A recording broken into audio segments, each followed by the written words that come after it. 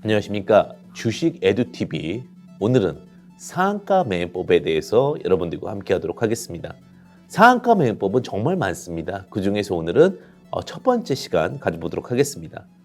자, 상한가는요, 전일 종가보다 29에서 30% 구간에서 최대치로 상승한 종목을 말합니다.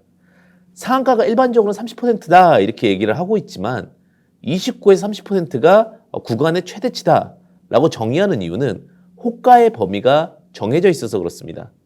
자, 1,000원 미만의 동전주는 1원씩 호가가 형성되며 1,000원 이상 5,000원 미만은 5원, 5,000원 이상 1만원 이하는 10원, 1만원 이상 5만원 미만은 50원, 5만원 이상 10만원 미만은 100원, 10만원 이상 50만원 미만은 코스피는 500원, 코스닥 100원, 50만원 이상은 코스피 1,000원, 코스닥 100원으로 호가폭으로 거래가 됩니다. 그래서 상한가 폭이 30%가 안 될 경우가 많습니다. 예를 들면 1210원의 상한가는 1573원이어야 하는데 5원씩 호가가 변하므로 최대치 1570원이 상한가 값이 됩니다. 그러면 상한가 상승률은 29.75%가 상한가가 됩니다. 30% 초과할 수는 없으니까 1570원은 안 되겠죠.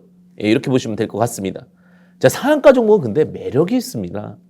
변동성이 크며 강력한 이슈, 호재, 수급이 있고 강한 경우가 많습니다. 다음 상한가 다음날 접근하게 되면 수익보다는 근데 손실이 큽니다. 왜 그러냐? 상한가 직전에 샀던 물량이 차익 실현이 나오면서 약세 흐름으로 바뀌는 경우가 많습니다. 그래서 상한가 매매를 할 때는 잘못 접근하면 오히려 수익보다는 손실이 크고 리스크가 많을 경우가 큽니다. 그래서 상한가 종목은 추격 매수보다는 충분한 물량을 소화 후 재반등 구간에서 접근한 전략이 유효합니다. 조건은 크게 두 가지가 충족되어야 합니다. 첫 번째 조건은 어디까지 하락할 것인가, 즉 어디까지 하락을 조정으로 볼 것인가에 대한 부분. 두 번째 조건은 어느 타이밍에 매수를 하여야 빠른 수익을 볼 수 있는가에 대한 부분입니다. 자, 첫 번째 조건인 하락에 대한 부분은 최근 첫 상한가가 시작했던 일본 캔들의 최저가까지 하락을 기준으로 봅니다. 충분히 차익 실현할 수 있던 물량들이 모두 매도가 되고 새롭게 매수세가 나올 수 있는 구간으로 판단될 수 있습니다. 다만 상한가를 도달했던 이유가 뚜렷하거나 강력한 수급이 있는 경우가 좋습니다. 자, 첫 번째 조건이 하락에 대한 부분이겠죠. 그렇죠? 첫 상한가 시작했던 일본 캔들의 최저가까지 하락 기준으로 본다는 얘기입니다. 그 다음에 이제 두 번째 조건입니다. 매수 타이밍에 대한 부분인데 저가를 이탈한 후에 일본 캔들의 종가가 저가 위로 형성되었을 때를 말합니다. 충분한 조정 후 돌파 매매를 중심으로 매매를 하면 빠른 수익이 가능한 경우가 많습니다. 대부분 물타기 위주로 하락시 이제 지속적으로 사는 것을 우리가 물타기라고 그러죠. 대응하지만 주식은 항상 턴어라운드 할 때 매매하는 전략이 수익을 볼 수 있는, 또 시간을 축소할 수 있는 로직입니다. 즉 결론적으로 말씀을 드리게 되면 충분히 하락을 하고 그 다음에 다시 턴어라운드 할 때, 저가를 장악할 때 접근하자. 그럼 이거에 대한 핵심 포인트는 뭐냐면, 즉 상한가를 보였던 당일 캔들의 저가 이하까지 하락 후 다시 돌파하는 장대 양봉 캔들이 발생한 후 접근한 전략인데요. 특히 시총이 작으면서 모멘텀이 강할 경우 빠른 시세를 보이는 경우가 많고요. 또는 산업의 지속적인 성장이 보이는 섹터의 경우들이 시총이 높더라도 강한 시세를 보이게 됩니다. 다시 한번 말씀드리면 이렇게 보시면 될 것 같습니다. 어떤 부분이 있냐면 상한가를 갑니다. 이 상한가를 갔다라는 부분은 결국은 변동성이 강하고 시장에서 특별한 재료가 있을 경우가 높습니다. 그럼 주식은 결국 상한가 이후에 지속적인 상승을 하거나 오늘 하락을 하게 되겠죠. 근데 충분히 하락을 한다는 건 상한가가 저가에 접근한다는 것, 상한가 당일 캔들의 저가에 접근한다는 것은 결국 시장의 최저가에서 접근한다는 것이고, 충분히 하락을 한다는 건 저가 이하로 하락했다면 상한가 이전에 대부분의 차익 실현 매물들은 나왔다라고 보는 겁니다. 저가 이후까지 하락을 하게 되면 이제 투매 물량이 나오겠죠. 투매 물량까지 충분히 나오고 나서 오히려 다시 이제 재상승을 하면서 이전의 상한가 시작의 저가까지 다시 장악했다라는 것은 힘이 다시 충전되었다라는 것을 의미합니다.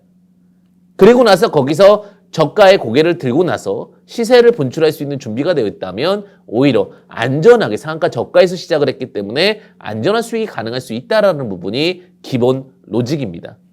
자, 그래서 이러한 로직상에서 제일 중요한 부분은 뭐냐면 정확한 재료나 혹은 정확한 이슈에 관련돼서 모멘텀이 있을 경우에 접근할 수 있다는 부분입니다.